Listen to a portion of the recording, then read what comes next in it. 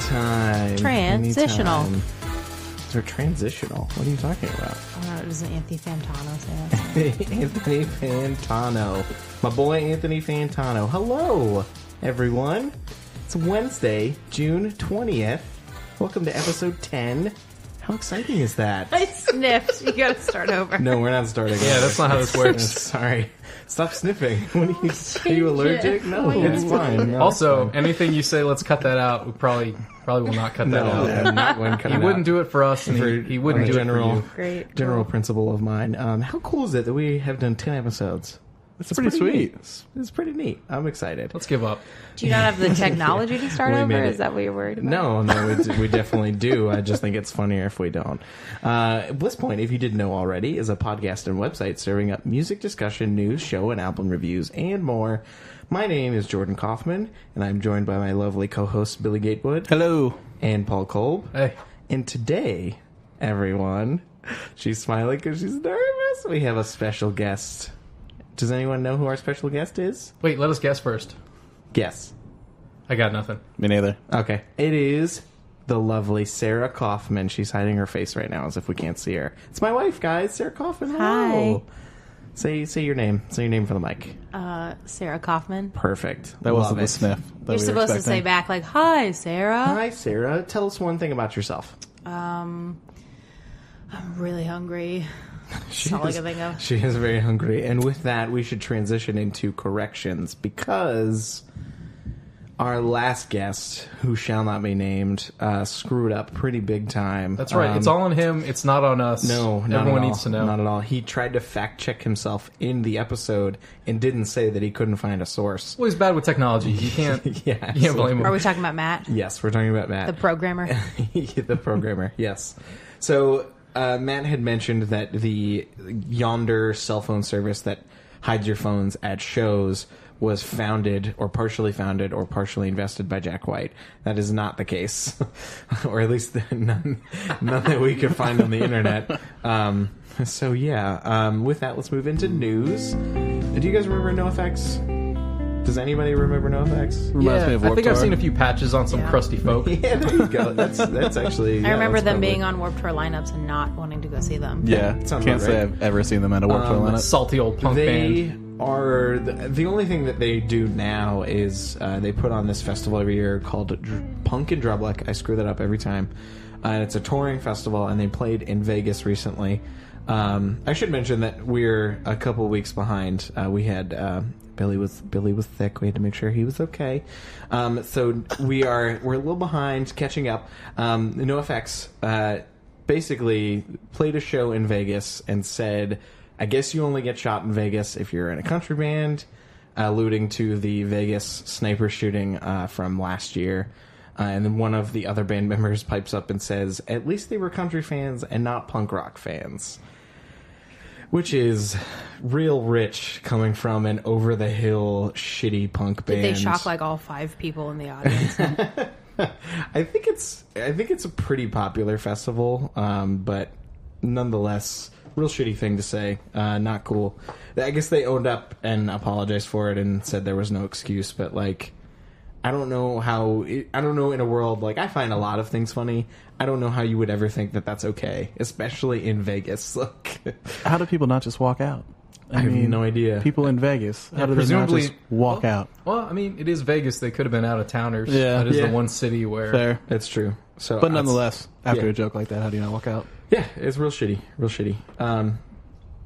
And the hottest beef of the summer is officially over. So last episode we talked extensively about the Drake and Pusha T beef, with kind of nutso results with Pusha revealing that Drake has a hidden son. Drake still has not said anything to address it. And I guess he had been hard at work at his own career-ending diss track directed at Pusha T. So still nothing. But I guess Rap-A-Lot label founder Jay Prince called Drake and told him to call it off. Basically saying that, like, we're not in the world like that anymore. He referenced Tupac and Biggie and how their fight kind of ended in a lot of dumb shit. And it's I mean, he's kind of right to a degree. I kind of want to see what that diss track sounds like, though. See what else he's got. I really want to know what he has on Pusha. Right? Like, it would have to be insane. I mean, the fact that Pusha found out from somebody that he had this leaked like Adidas shoe release. I mean, attached to his forgotten son. We're talking about an artist that actually did release a diss track that had a number of things on it. Like, my point being, with what he has released, I can't imagine what's on this that was too raw for prime time. Right. Like, he already made fun of Kid Cudi's suicidal thoughts and really serious matters like that. So I don't know at what point does he, keep going. Or is it just an out? Yeah, is it just a story they made up to get out of keeping it going? It very well could be. I've had enough of just general populace kind of being able to send their thoughts out to the masses willy-nilly, but it's even worse with artists that have a lot of clout. Yes. This next one is kind of not surprising, but I guess considering the media, or I guess the site. So Consequence of Sound is no longer going to cover Bonnaroo anymore for it's a pretty big music site, known for album reviews, song reviews, everything, and they've decided that they're not going anymore, mainly because the headliners for this year were pretty bad. I mean, Eminem, Muse, and The Killers, I think, would have been a killer headline lineup like maybe 8 years ago, 10 years ago. And for a 4-day festival that's that big, you expect them to bring some higher power stuff. Yeah, considering how gigantic Bonnaroo has gotten. I mean, they were acquired by Live Nation in 2015, which I did not know. It's pretty insane. But I guess they experienced a 45% drop in ticket sales in 2016, which is kind of nuts. That's huge. So, yeah, I guess I read in this article about Consequence of Sound that Bonnaroo is leaning more into experiences like circuses and movie theaters on site and yoga and a bunch of shit, and kind of, I guess that feeds into the current generation who is buying Bonnaroo tickets in their willingness to spend more on experiences. Is it goat yoga though? Goat?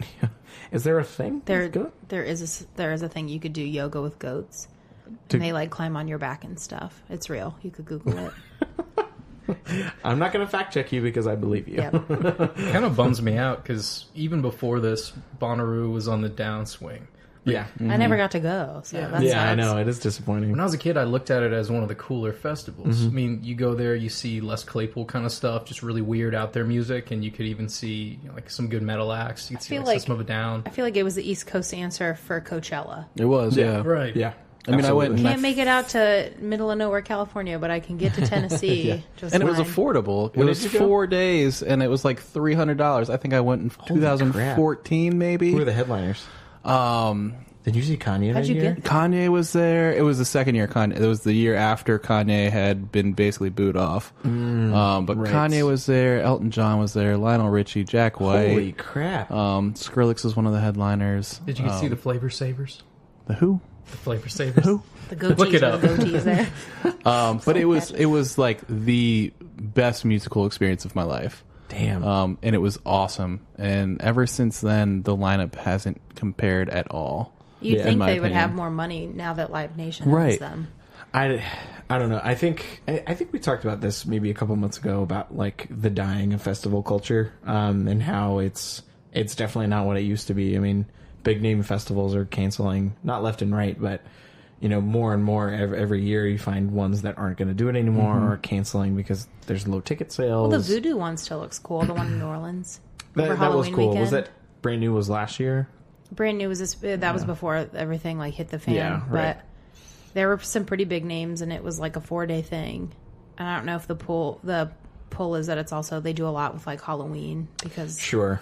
I think that maybe factor part into the experience thing. Nobody's going to just go to a summer festival anymore because Right. there's so many of them and all of their favorite artists are at every one of them.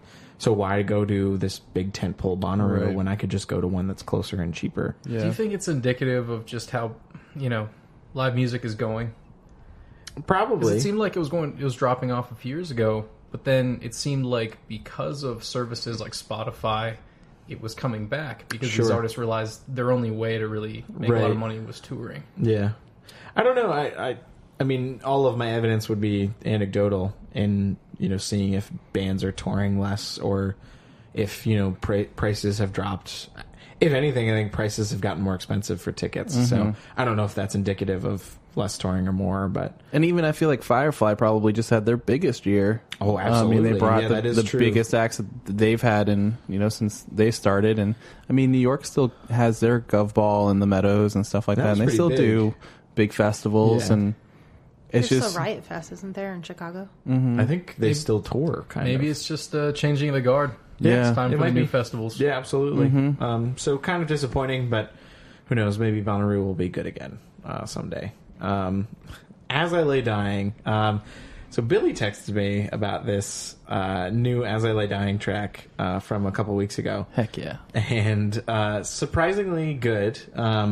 The only thing I remembered about As I Lay Dying was I liked them when I was in high school, and then I stopped liking them, and then we found out that the frontman hired a hitman to kill his wife. He did. But was it a real hitman? It was not a real hitman. It turns out it was an undercover cop. Yeah. What a sting operation. Yeah, because he in the gym that he was roiding out in, I guess, started asking around, if anybody knew somebody to kill. It's a great way his wife to ask someone. Obviously, probably the first person he asked at the gym immediately went to the cops. Yeah, right. And, yeah, and so the cops instantly got involved. Clearly, Absolutely someone nuts. that does not watch Dateline. Right? There's not familiar with Keith. Gotta cover your tracks. I don't associate roid rage with slow, calculated planning of a murder.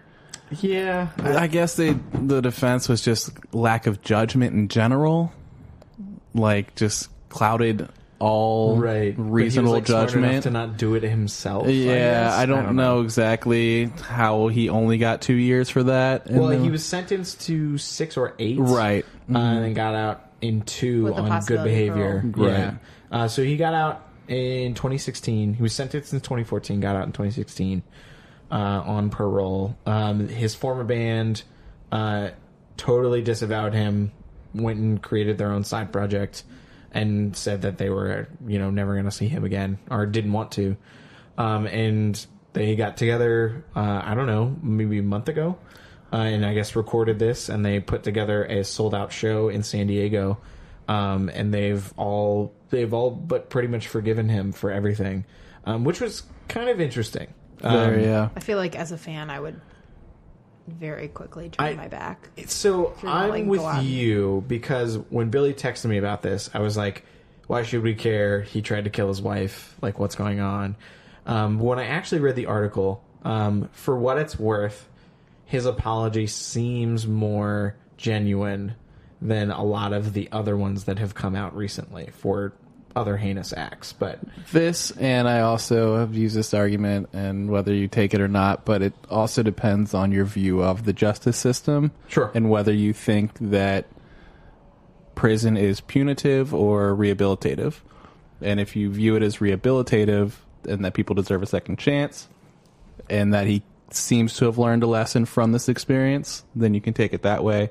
If you view prison just as punitive and that people are just there to serve some sort of punishment, then I can see how you would take it that way. Being rehabilitative, but I think there's also a difference in monetarily supporting him.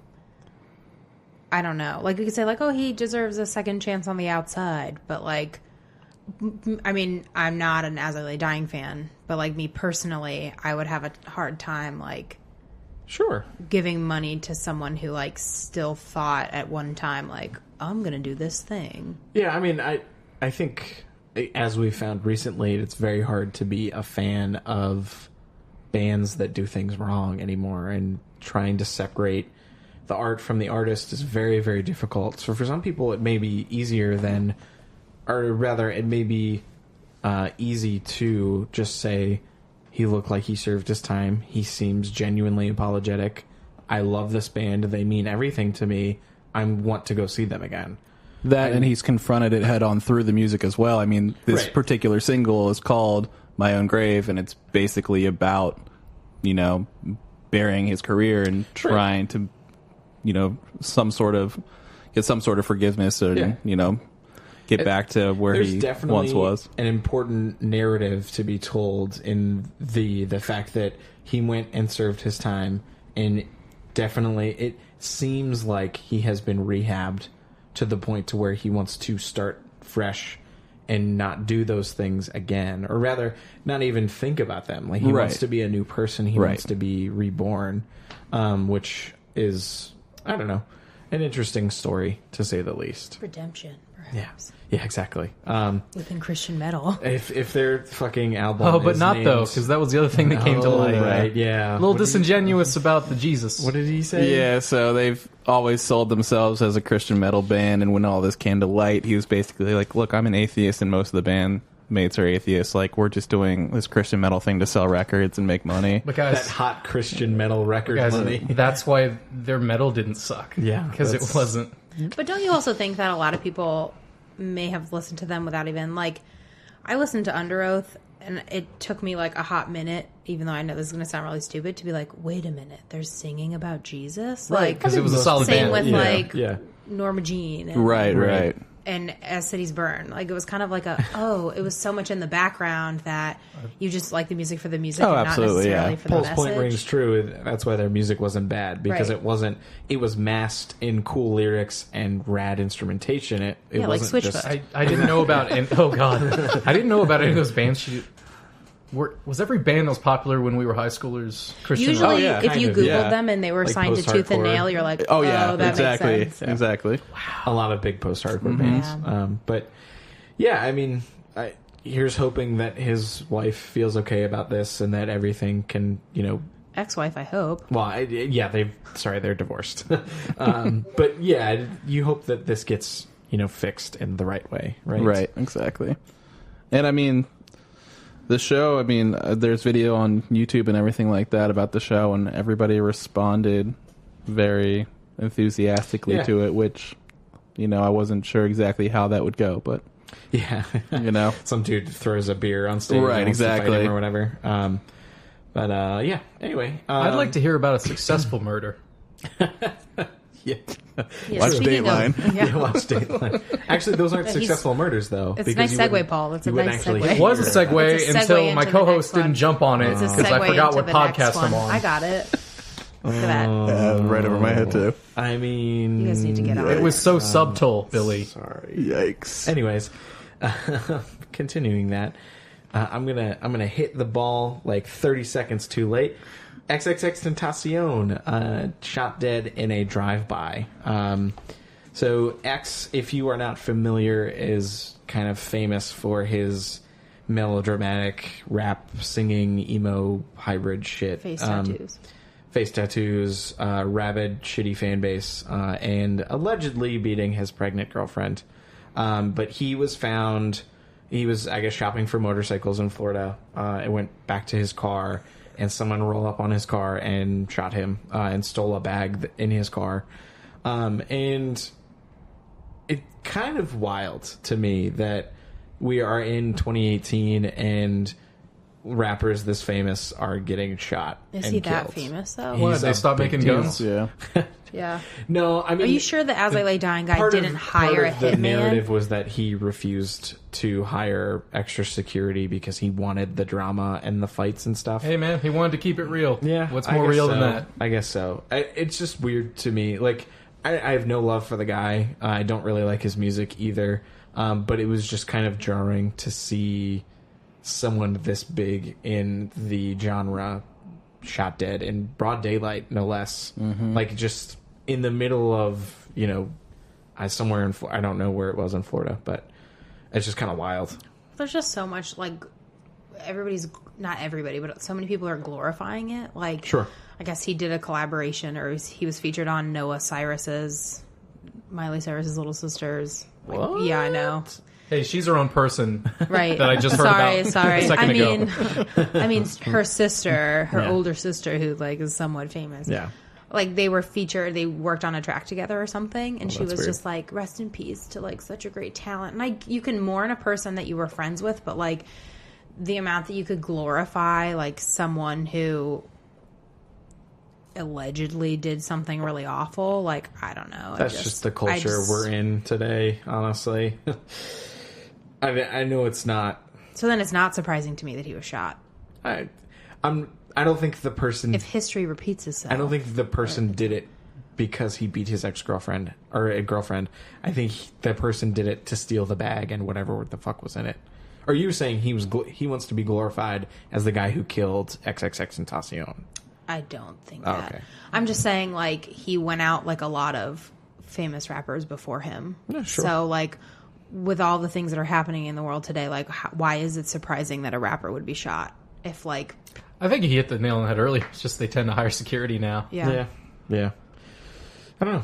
It's a weird story in today's headlines. So, anyway, let's move on to something fun. Do we have happy news? What we have been listening to, this is the happiest of news, Sarah, because I finally get to tell you how I feel about the show that we went to. Oh, no. So what you've been listening to encompasses the best, worst, good, noteworthy, mediocre, important, inconsequential, sometimes album-related shows, singles, and new releases of the week.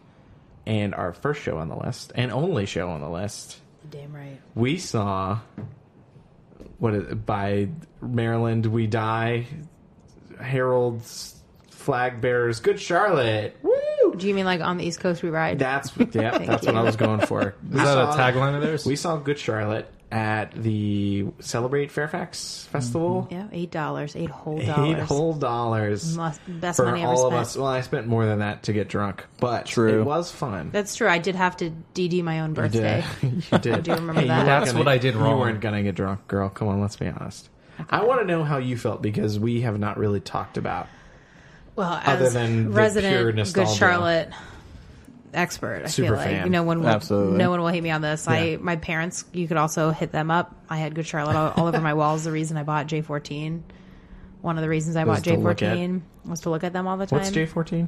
I assume Just for it's Teens is a magazine. Come on, man. Is Context it clues. J4 It's TEN J or J14? Yeah, J-14. That's when she outgrew Tiger Beat. Gotcha. I had never got into Tiger Beat things. Anyway, No, I was pleasantly surprised because I was really worried. Like, so one, I was very pumped because Billy had texted me, and I thought, I'm like, okay, he's just texting me to tell me, but he's like, no, girl, let's go. So I was pretty pumped because I hadn't seen them since I was 14, going on 15. how old are you now? I am 28. Okay. I turned 28 when I saw them. Nice. Okay. It's pretty Very legit. exciting. It aged So, you. That's how. it aged That's how good the show is. a whole year. But I was really excited to see them because it had been so long, and I feel like really they had kind of gone ghost, which is very sad because How they'd have had. you felt about their recent output? I'm talking Okay, now sorry. about them. Like I Sorry. don't. Like they had recently gone. Well, they had gone ghost, even though it was kind of sad because it was like, no, they've released several albums, but like, really though, have To they? you, they have To gone me, ghost. Yeah. So I was so excited that they have aged so well. I was worried that maybe Hollywood had turned them and they had forgotten Not their physically, roots. you mean musically. Right. Like, well, because one thing that you always think about is like, okay, they're almost 40. Like, how are they going to sound? How Which is often are wild. they really like? I felt like their stage presence was still legit. Like, Billy the guitarist, like, to me, like, I was kind of like transported back into. I was transported back into like when I saw them in 2004, whenever that was, 2005, I guess. And I don't know, I felt like their stage presence was awesome. They played a really good mix. I also appreciated that they knew who they were playing for. They knew Yes. people didn't show up to see like Cardiology. They didn't show up to see 40 ounce, whatever, like their 40 And I ounce was- streams or Young and whatever. I was really surprised that I expected the crowd to be like when we first got there and like the people at the barricade was very were like surprising. wearing all black, was like Good very Charlotte shirts. I surprising. was like, those people still exist? But then as the crowd filled in, it was a lot of people that were just like people our age that looked very similar to us, not wearing Good Charlotte t-shirts, but like loving every minute of it. Like, it seemed like a very much nostalgia thing. Like, I'm here to have a good time. I'm here to just enjoy. It's nice, too, because they didn't... I feel like for that show, they didn't forget their roots, which I know sounds really stupid, but they never, when they toured, they would never... Like, people always made a point to, like, mention, like, you never come back to D.C., you never come to the D.C. area, like, Maryland, Virginia, whatever. Like, they never come over here. They always... like cycled around everywhere else, and so that was kind of cool to see. Like, I get it. Like, now we're at the point where they're like, where are we gonna play? Like, this is, it's kind of sad, but I think it's also like I was very happy with the sound. I'm honestly surprised for a festival was really, really good, and I thought the band sounded really good. I must say the vocals were what I was hesitant to hear, because I didn't think his vocal style would hold up at all. But he sounded really good. They sounded pretty much like the albums. And they played a good mix. Like, they didn't play a lot of their newer stuff, but they even went as far back to their debut album, which was legit, because that's 18-year-old album. So, like, half of the, like, I'm sure a good amount of the people in the crowd, like, weren't even out of diapers yet.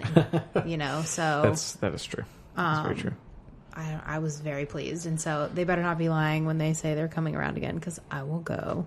I will even pay $20 to see them. Oh no, raising the price. So I was happy. I was pleasantly surprised. What do you think, Paul? I think that's the best way to put it too. Sorry, Paul, but pleasantly surprised, right? Yeah, pleasantly surprised is a phrase. Is still better than zero. Those are words I would string together to describe my experience. No, it was a really solid show. It was pretty much exactly what I expected. Sounded very much like the album. Had a good live sound.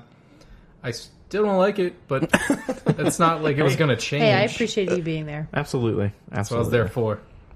So we had a good time. But did you want to say something? You're just pleasantly surprised.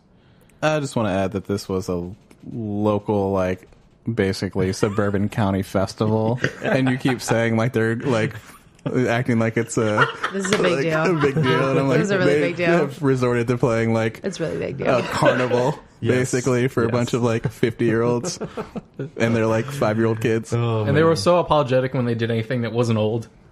Yes, like, but they knew. But that's the thing. Thank you so much for letting us play a new one. They didn't act like.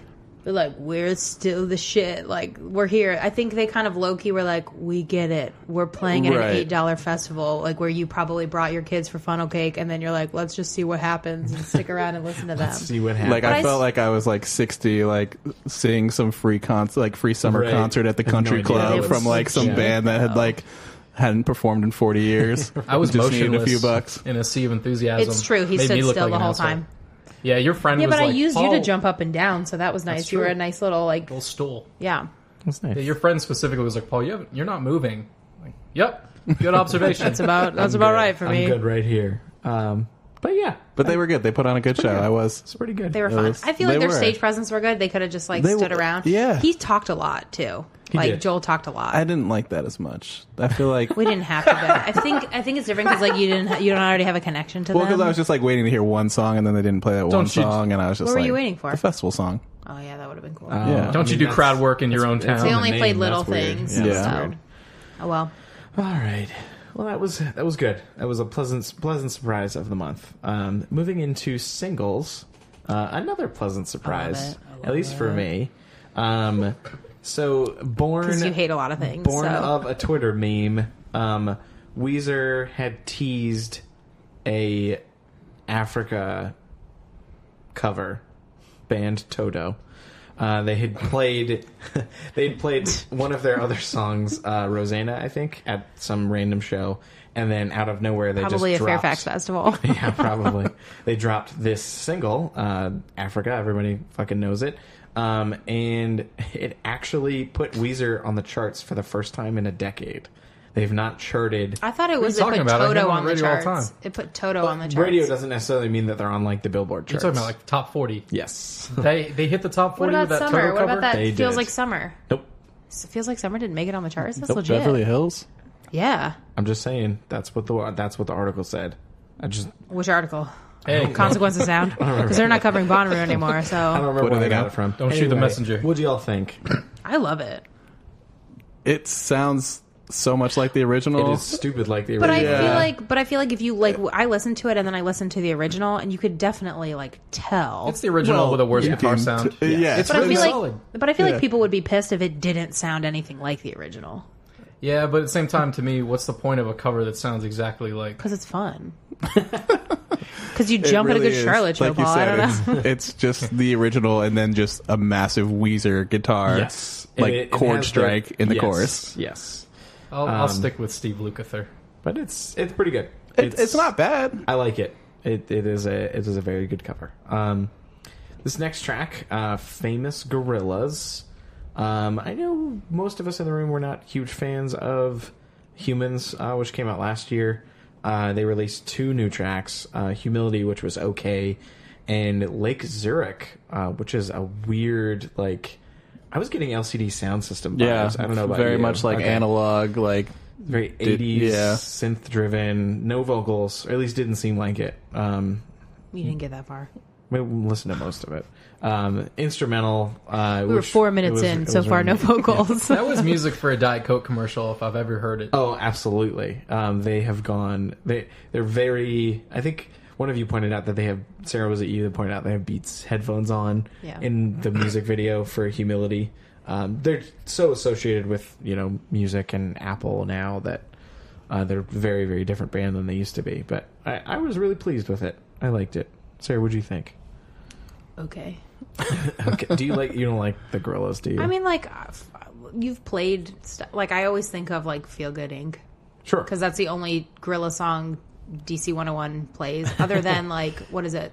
Clint Eastwood. Clint Eastwood. Is that the Sunshine in a Bag one? Yes. Okay. Yes. So those 2. And so, like, you've played them for me plenty of times. And I'm like, this is enjoyable. Like, I wouldn't ask you to turn it off, but I don't go seek it. Sure. Okay. This next song, band is Covet. Song is Shibuya, featuring a San Holo. And I want to know, Billy, if you found out what San Holo's doing. Yeah, on this so track? I mean, to describe the track, it's basically like a mathy kind of instrumental, math rock. Yeah, What does that even mean? Very jazzy. very all like live instrumentation. Math rock is like groovy, usually instrumental, like not typical like 4 on the floor beat. Like It's more about how the beats and the subdivisions work. That's why they call it math. Like it's not typical 4/4. Yeah. Just like foot tapping. Mostly, stuff. like, digitized, or... no, it's like how the music's written is written in a fundamentally different way than most music is usually written in. I don't know math very well. That's probably why I asked. Okay. I stay away from math. But it's very don't it's do what the Triple maths. Crown Records I think they're on. So Okay, it was yeah. just very interesting because San Holo is a very large, well-known Dutch like future-based trap DJ producer. Holy crap. And there's no sort of electronic production on this track, so I was interested as to why he was featured, what he had done. Sure. So I just did a quick little Google search, and apparently before he was a DJ, he actually used to teach kids how to play guitar. So I'm Interesting. wondering if he was one of the guitarists in the music video, and if he's just multifaceted and is just really solid. Yeah, or because if he was doing production, it there's wouldn't no say way. featuring, Yeah, there's like- no way it was just. Yeah, I love it. And the guitar line's amazing. The guitar It's line's like so good. 2-hand tapping, really cool stuff. A little bit of that glissando-y sliding around. And they Just has a really- cool loose feel. They lock in, which I like them. I like them a lot for this. Is they all feel like they're moving together. It's not like noodly guitar on top of bass and drums. Right. They all kind of play off of each other. This is So- my favorite single of the month. Oh, cool! Wow. Awesome. That's good. Shibuya. Shibuya. This next song I know Paul was into. I don't know about you guys. Band is The OCs or OCs now. Song is Overthrown. It fucking rips. Like, it's so dark and like noisy and just a wall of sound. It's and noisy, all right. I can't be more excited for their new album, Smoke Reverser. It's coming out next week or maybe next month, I think. What do you think? No As I Lay Dying. No, definitely It's not. fantastic. It's I great. can But tell, it is really good. I can tell these 2 that have faces don't like to get their faces rocked off. But Generally, Exactly. no. Yeah. Sarah does not like her face to melt off, but that is generally how we feel about it. Next track, Neon Glow by Glass Beach. A person I'm a huge fan of on Twitter and the internet, a man named Austin Walker, tweeted about this band, and the song is really, really good. What do you guys think? Yeah, it was very, very lo-fi, very... it had aspects that I was really into, and then it just kind of lost itself for me at the same time. Lost itself instrumentally? It just kind of it just kind of falls off. Oh, there's no mixing whatsoever. It's just all kind of one big It gets one chunk. little groove, and then it just falls apart. Yes. And then it gets another little groove, and then it just falls back apart. So you like the synthier, groovy part without... Yeah. Okay. Mm-hmm. Yeah. Yeah, it's got a really cool, not chiptunes synth, but I don't know, a really neat synth tone on it. And allegedly there's a theremin also on this track, which is really interesting. So, this next track by Thrice, Billy's favorite band. Track is called The Gray. I like Thrice quite a bit. I've been into their newer, more... less post-hardcore direction, more kind of riffy rock, kind of heavier. And this is kind of more in line with that stuff. I don't know, how do you guys feel? If only you could see Billy's face right now. It's definitely more in line with their riffy rock, whatever you called it. It's bubblegum pop. Whatever you kids are listening to. Yeah. I don't know. I haven't heard anything. I haven't really sought them out. I remember listening to Artist in the Ambulance, or what's it called? Yeah. Mm-hmm. Yeah, Artist in the Ambulance. Yes. That's the last thing I'd heard previously. This track's pretty good. I like it. It's got a really nice groove to it, and Dustin always sounds really good. It's more melodic than what they've done recently. Yes. Still yelling, though. Yeah. Yeah, it's a lot of that weird grungy yelling.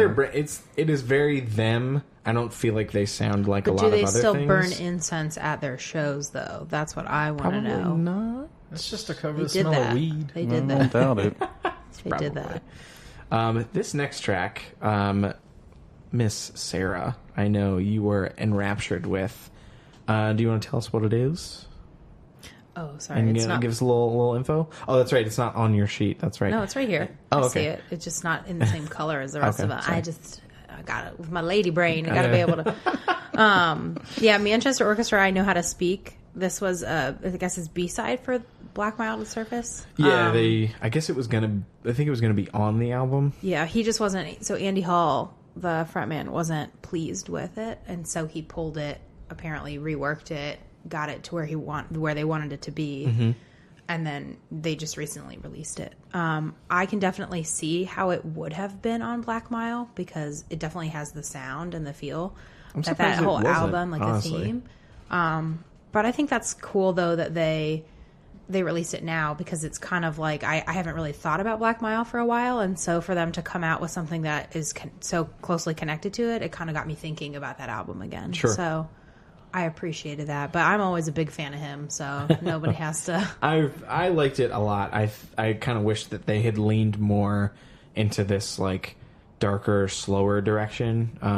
I don't really like their super loud electric tracks anymore. But I think, in my opinion, Black Mile is already that. It is slow and it is sad. It's not an uplifting album. I know, but what I'm saying is I wish they'd done more of that. Because there's still a couple louder songs on there that I'm not a huge fan of. It's very weird because then you also like very loud things. I know, it's a dumb nitpick-y thing. I'm right there with you though for it. Yeah, but it's good. Much prefer did you softer, like it? dark Manchester, and I do. I really like this single, and it does. It brings out the best of what was on Black Mile, and it kind of just incorporates all of it into this one track. And I was a big fan of this single. I liked it. The last one on here is new Death Cab for Cutie track, Gold Rush. The new album coming out this summer. What'd you guys think? So if you go into this track expecting a nice Here we go with the Death Cab excuses. summer jam, this track is phenomenal. It's good. I really, really enjoyed this. What? Yeah. I think thumbs up. Yeah, it's Oh, great. You liked it as well. I did. I enjoyed it. Nice. I'm a big fan. I'm always scared when they come out with something new because I'm like, Yeah. Am I going to actually? Oh, like it? absolutely. Yeah. Especially like poppy Death Cab. I'm not really a huge fan of, but this one I'm really It was happy good. with. Yeah, I'm hoping the I like the album's chorus a not a lot. letdown. 'Cause It's going to be. It usually is. The But problem with Death Cab is like half of their album is phenomenal, and then half of the album is very weak. That for me, you think it- that's Isn't it like about Narrow all of their Stairs? stuff? It's like half of it was I think that solid about and- most of them. I Okay. mean, even I'd say Transatlanticism is probably the most complete album they have. That's fair. But like Plans has some of the best songs they've written, but it's not a Absolutely. complete album to me. Okay. You know, like some of the songs just don't do it for me. Even with the newest album, I think some of my favorite Death Cab songs are on that album, but as a full album, it also doesn't do it for me. There's like you could make a playlist of. Yeah, which is what absolutely. I typically do with Death Cab is, flip through my favorite tracks on Pick each the album. bests. Yeah. Absolutely. I try to be partial about this one. It's a solid track. Does nothing for me. I like sad Death Cab. Yes, very much with you, Paul. I'm very much a Sad Death Cab fan. All right, let's get into new releases. This first one is "So Sad, So Sexy" by Lykke Li. Lykke Li. Lykke Li. It's Yeah. Licky. Licky. Changes everything. I thought Sorry? it was Licky. Lykke Li? Leaky. Lykke Li. I thought it was Likey. Faucet. Lykke Li. Lykke Li. Got it. Hopefully. I That don't was know. not awkward at all. Anyway, Billy, tell us what you thought about your new release. Album is called So Sad, So Sexy, and I don't think there's a better way you could describe this album. It's very Because sad. it is very sad and very sexy. Okay, sure. It's basically just minimal trap, kind of like roll and drum samples, Yes. layered throughout the entire album with just her like metallic, reverby, tunnely, like sad R&B almost vocals on top. Yes. And lyrically it's great. Lyrically it's just it's so depressing and sad. Is there Some of the lyrics are straight up stupid. I want to Wow. I want to Like know Jaguars in the Sky. Before Okay, the so- before the Scotland continues. I want to know I'm not familiar with her work at all. Is this a new direction for her? Yes. So Okay. typically she's been a little bit more. I mean, she's always done some like sad stuff, but it's typically more like indie pop, maybe Okay. dreamy kind of. Okay. She's from Sweden, so she's always had this kind of like unique sound to her voice, and she's known for kind of just even her vocal instrumentation and stuff like that. She layers her vocals and stuff. Some of her old stuff kind of reminds me of like, not exactly, but maybe you'll see where I'm going with it. Like approachable, like Ellie Goulding. Like Yeah, a little bit more like Beats not as and- produced as right. Ellie Goulding, and not as like super poppy, but kind of like just I don't know. She definitely turned directions here and embraced this kind of like just like sad R&B. Sure. I will say that in the middle of the album, it hits a very weak point with Jaguars in the Air. That song does not do That it for song's me. fucking stupid. Well, It's really the bad. hook- somebody's favorite song. The hook is I said probably favorite song title. Oh, gotcha. And the hook is ridiculous. Yeah. It's literally just her saying Jaguars in the ass. But she says Jaguars in a really weird With like an accent. extra syllable. Yeah. And Yeah. I was Jaguars. I Yeah. was looking at the lyrics to see if she was talking about the cat or the vehicle, and in either case, the image of Jaguars in the air is Yeah. fucking ridiculous. Yeah, that I don't know what the and- fuck she's talking I about. will say though, I think I enjoyed listening to it today while I was doing Thanks the for bashing dishes. it first, but You're welcome. But I think it was good because it was sad. Yeah. I think if it was happy, then I'd be like, this is stupid. well, and you have to. I think setting is definitely appropriate for it. You can't Sure. necessarily listen to it like midday when you're like driving around or trying to. I don't know. It's definitely more nighttime, moody type music. I mean, it starts off with Hard Rain, super good minimalist track to open up with. I like Hard Rain Hard Rain. probably the most. Yeah. Just like the the layered vocals I was not expecting at all. Right. And I think my least favorite thing about this album is kind of how skeletal it is. I know you liked how minimal it was, but the generic trap beats with just her voice, I didn't find compelling enough. But Hard Rain with like she does that like harmonies and like the layered voices is awesome. I think it's really, really cool. That and I think the album title track is really good, and followed by Better Alone. I think like that really hits just that like real emo soul inside of me. It does. I like Two Nights a lot. Yeah, Two Nights Two is Nights really is good. good and The has feature's a good, random rap feature. Yeah, I could see that being on the radio, and I'm surprised it's not. Well, I guess this just came out, didn't it? Yeah. On my birthday. On your birthday. Oh, did it really? Yeah, a lot of these came out on June 8th. That's true. My Look at birthday. that. Look at that. Very true. But yeah, I mean, I've been a fan of hers since back in 2008 when she released her first full-length album, and I have been pleasantly surprised with everything she's put out since. Okay. Yeah. It's good. It's not bad. Favorite tracks? I would, Hard Rain, So Sad, So Sexy, and Better Alone are probably my favorites. I think Jaguars in the Air is probably in there too. Yeah, So, that's that hits peak for me right there. I just want to know Peak, what they are in the air. Peak and then Yeah, people getting so serious about lyrics and taking lyrics literally. No, it's real dumb. Y'all crotchety. It's me. related artist, a little difficult, but I'd say she comes close to like Billie Eilish. Okay. Maybe like Lana Del Rey. She I looks could like see Lady that. Gaga. Her side profile looks like Lady Gaga. She does. Really? Google I'll it. give you that, yes. She looks like Lady Gaga. The Google So related Play, like, artists from the portrait side looks like profile her. looks From like the- Lady Gaga. If you're looking Related for artists in that they are look-alike related but not to each sound other, alike, yes. right? Yeah, Gotcha. Absolutely. Yeah, I think that covers it. Okay. I think it might be time, Jordan. It is. I'm. I kind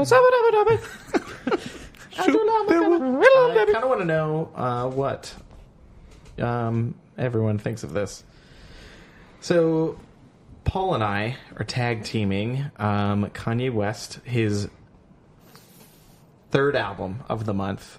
His 8th studio recorded album, though. yeah, there you go. This month? Thank you, Google. Yeah. It is Kanye West's new album, solo album, Yay. And the first time I heard this, I was at a bachelor party, and we were sitting around after breakfast trying to figure out how to consume more beers. And someone said, "Oh, hey, the new Kanye album's out. Let's listen to it."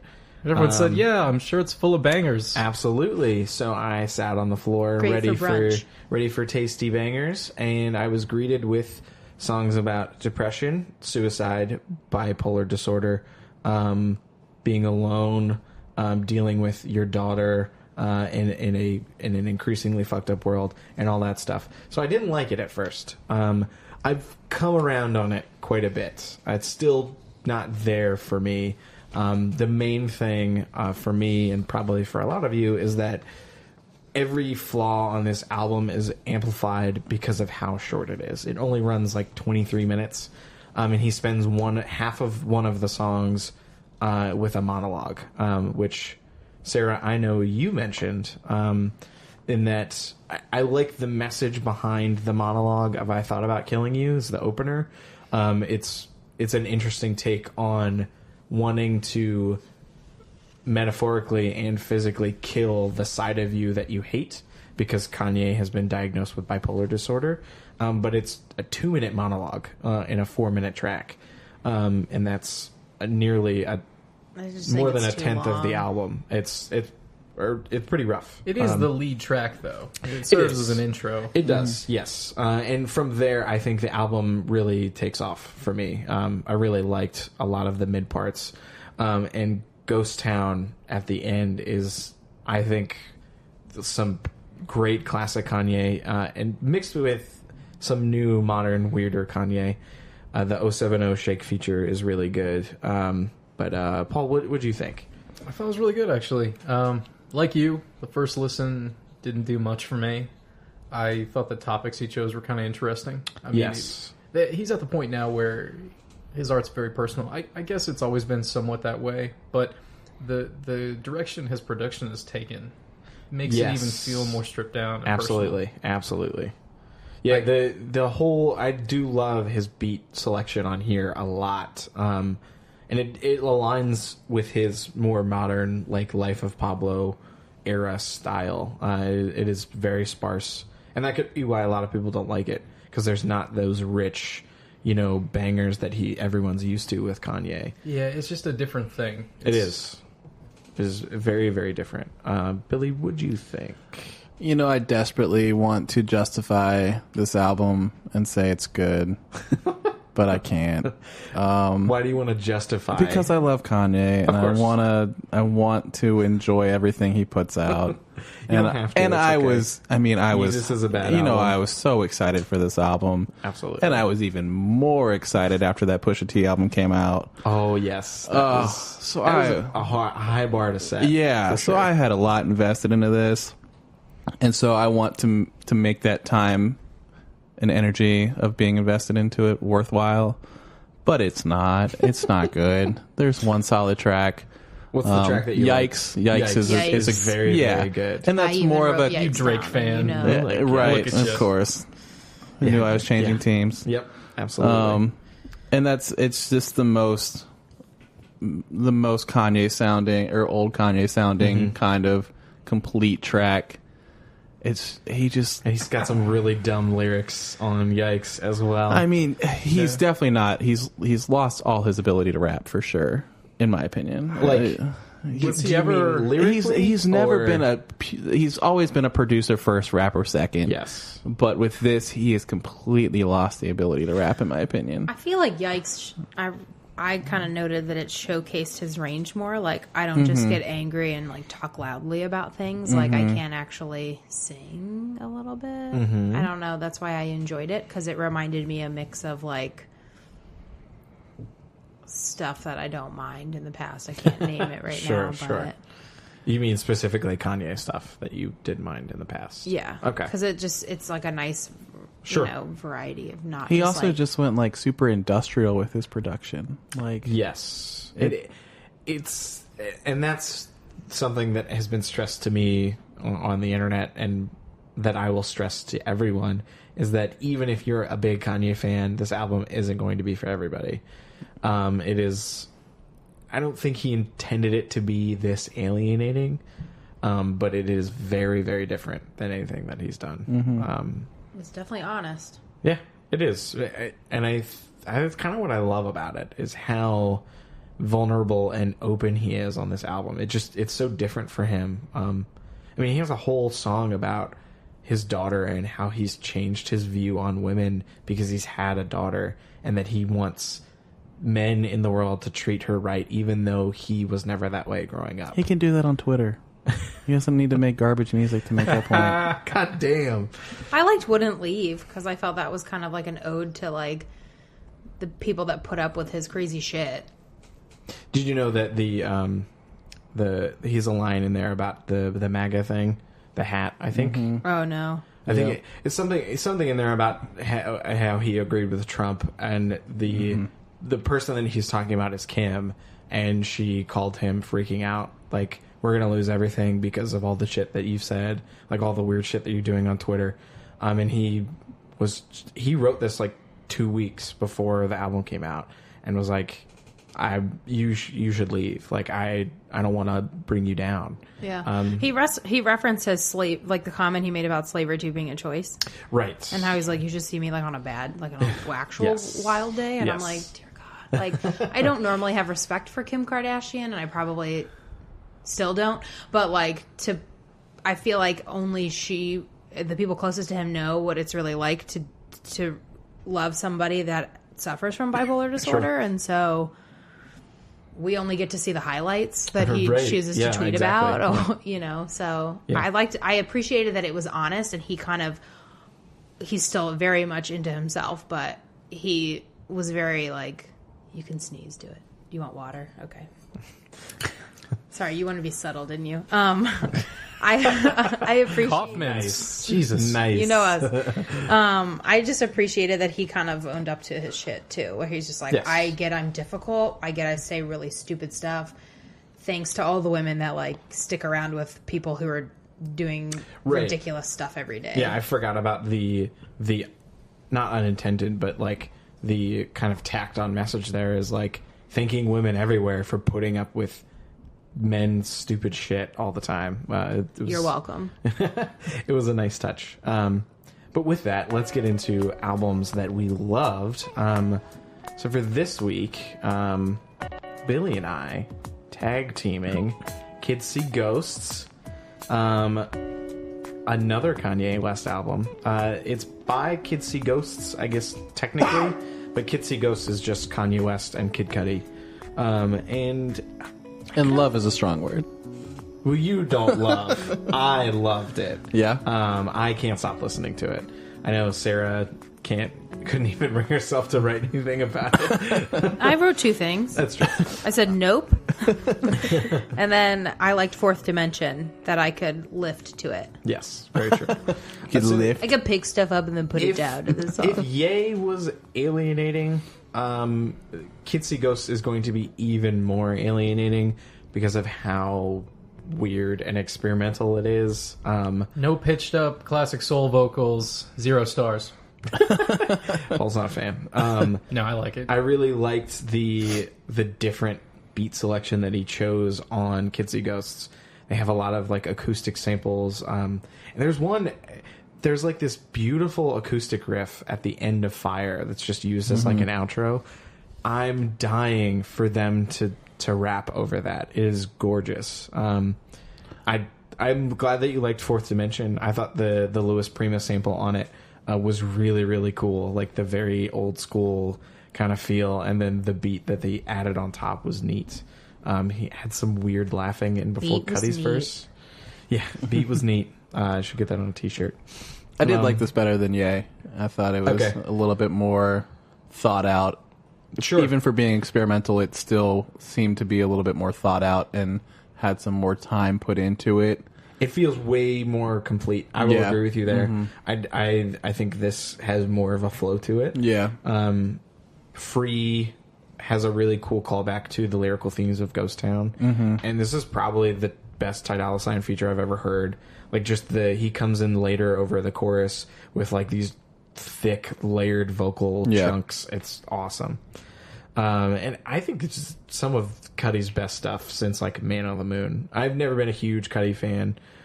His singing has always kind of annoyed me, but he actually has some really good verses on here. Particularly Reborn, which is pretty much his track, can get a little bit repetitive, but the themes about kind of, looking inward and wanting to be reborn. Cudi has dealt with, suicidal thoughts and depression and stuff before. And this album as a whole is just kind of a love letter to dealing with depression and kind of figuring it out. They snagged a Yasin Bey Mos Def feature on here that was really good. But what'd you guys think? Besides, is this more nope? Nope. Yeah. I couldn't. This was harder. Well, you know me. It's harder for me to get into. What was it like? Did you not like how weird it was? I think it was too weird for me. Okay. I don't know what I was really expecting. I'm only familiar with like Kid Cudi on the radio. And I know the opener track has that weird snare thing that you made fun of. Yeah, like just the that's kind of like bat grat rat, like yes, scat man yes, in the hood. Like absolutely. I don't know. I just didn't. Scat man in the hood. Nice. Thanks. Nice. Love it. Trying to Yeah. branch out. I don't know. I just could. I try. I really did try. I got through the whole Ye album because I really needed you to be proud of me today.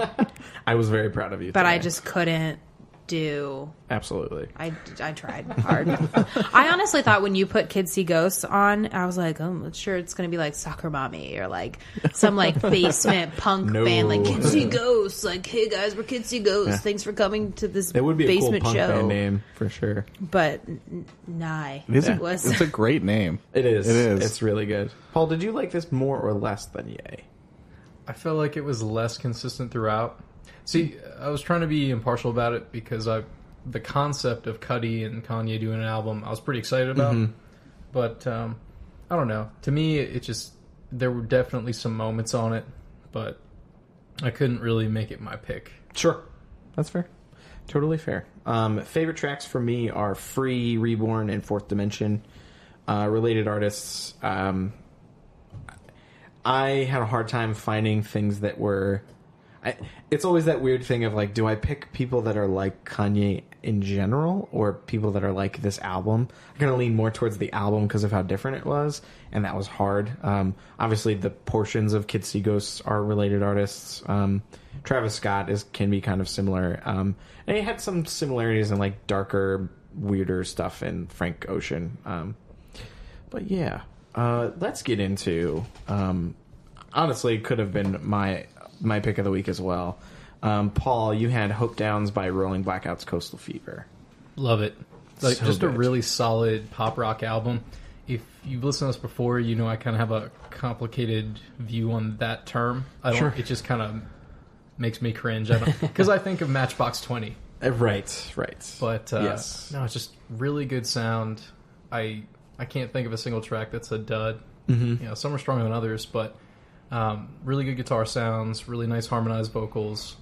What I was telling Billy earlier is if you're the kind of person that enjoys Arcade Fire and also enjoys Tom Petty, I feel like this would be a home run. I did not get Arcade from it at all.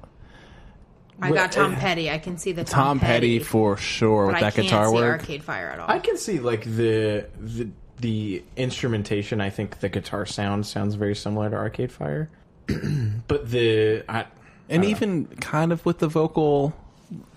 I think so. I could see it. Yeah. I'm not saying it's an Arcade Fire sound. I'm saying that the amalgam of those two things. Yeah. Oh, where it sure, sits for sure. me. Okay. Yeah, absolutely. Yeah, I love this album. I put it on while cleaning the garage the other day, and it flies. It's so smooth and just it's balanced really, really well I can from up and down confirm the the track. garage is very clean because of this album. Yes, absolutely. Yeah, this was a great pick. I hadn't heard of them or this album, and I threw it on today when you had mentioned it, and I was... Yeah, it was actually my most anticipated, I think, from a few weeks ago. And I feel like each of their albums has been getting stronger. Yeah? Yeah, absolutely. I'm still pretty new to them myself, but I like them instrumentally a lot. Oh, I it's just so, yeah. I can't get into his voice. I don't know. I tried.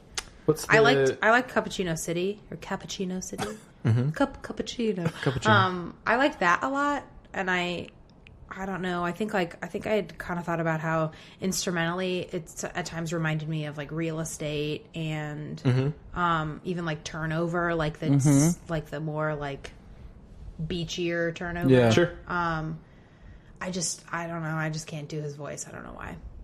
It was too like at times it was too like talk singy, and I don't like talk singy. oh man, you'd hate a lot of indie rock. I almost enjoyed the vocals because it's so instrument driven that the vocals don't necessarily take the forefront all the time. Sure. It's really guitar driven. Yes. And the vocals just complement that more than anything. Yeah, absolutely. Yeah, but the lead single, Talking Straight's probably the strongest. And then Ballerine and Exclusive Grave were my other I picks. did like Ballerina a lot. Very, very good. Last up, Sarah, you Me. liked quite a bit this Father John Spaghetti album, God's Favorite Customer. What do you tell me what you thought? I really enjoyed it. I didn't know a lot about Father John Misty or what is it, Josh Tillman. Yeah. Before this, I mean, you had played, his stuff a lot, but I liked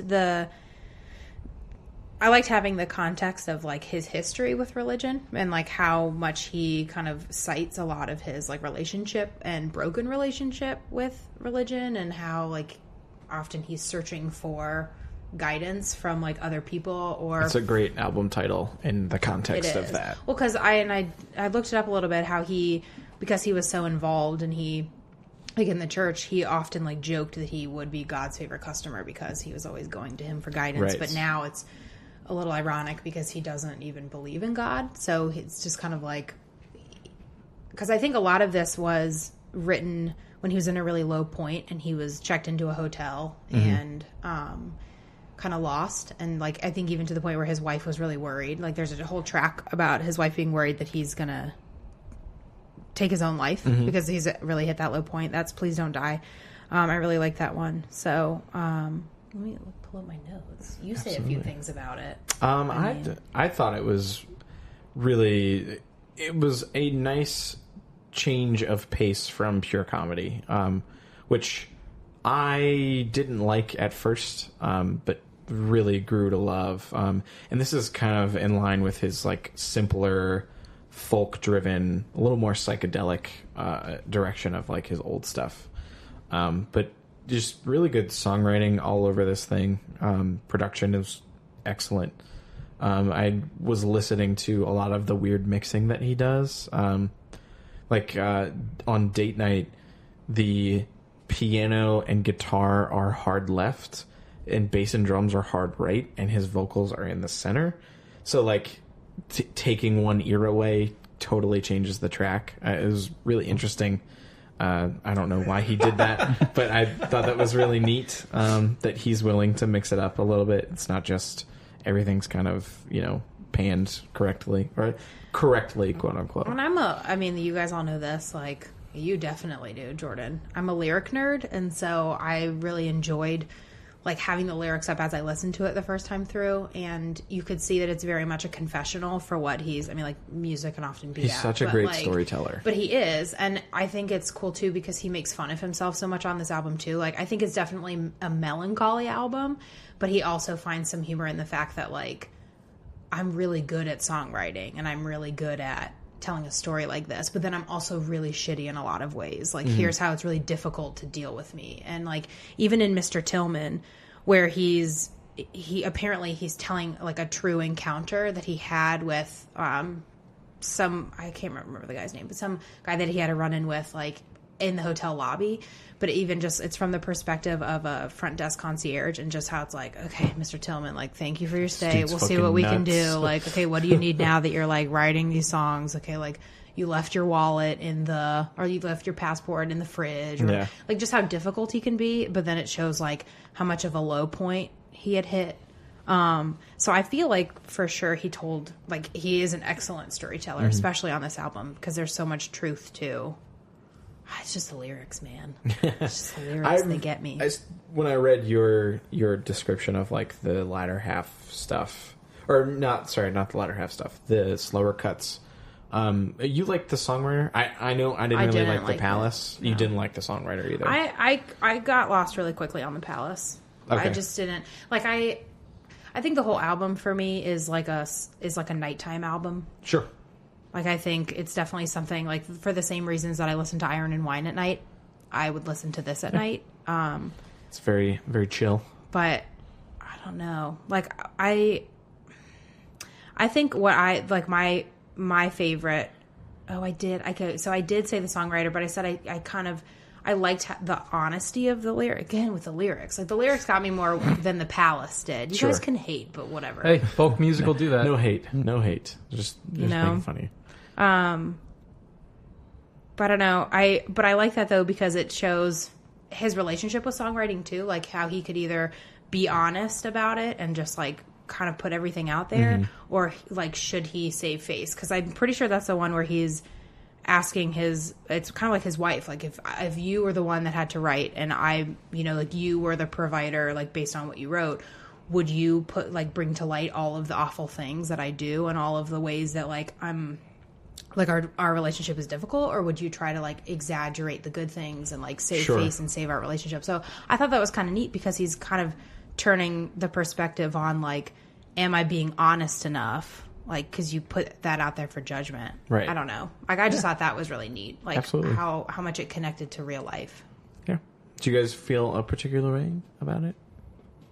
I haven't heard it. Do you recommend it? Yes. It's good. It's very good. I would. Yeah, I've never been a huge fan of him, so I don't want to take that bias with me and just, You're garbage. Well, if I had to recommend a few, my favorites were Hang Out at the Gallows, which is the first track, so even if you're not really looking to listen to the whole thing, it's right there. Hang Out at the Gallows is really good. Mr. Tillman, because it's sad when you think about it, but it's actually kind of a funny song. I like Disappointing Diamonds Are the Rarest of Them All. I think that was probably my favorite song on the whole album. And then the very end, we're only people, and there's not much anyone can do about that. I kind of imagined, like, if this was a performance, like a play or a musical of sorts, like, this would be the perfect one to end, like, the musical on, because it's kind of like, thank you for being here. Like, thank you, like, friends, we'll see you later. And I got, like, very experimental, like, you had mentioned the Beatles on that last track. I totally could see that. Okay. Glad I'm not the only one that felt he sounded like the Beatles. But 10 out of 10 would recommend, 8 out of 10 would recommend. There you go. That's good. That's a good recommendation. 80% B. I like it. B. Not B plus. B. I liked it. There you go. Excellent. That's all you had to say. Too long, didn't read. I liked that. If you're curious about the singles and albums we talked about today, there will be a playlist up on the site. That's bliss.house, bliss.haus, containing all the singles and the best tracks from this week's albums. Check us out on Spotify. Check us out on iTunes and leave a good review, and only good reviews. Podcast is on Google Play and YouTube. Check us out on Facebook and Twitter at Blisspoint Pod. Check us out on Stitcher or your favorite podcast app. Thanks, everybody, for listening. Like, share, and subscribe, please. Thanks for coming, Sarah. Really appreciate you being Thanks here. for having me. Our latest post, I think I just posted a best of May. There's a lot of good stuff in May. So definitely check that out. And visit bliss.haus, bliss.house, for all of the content that we do. Thanks, guys.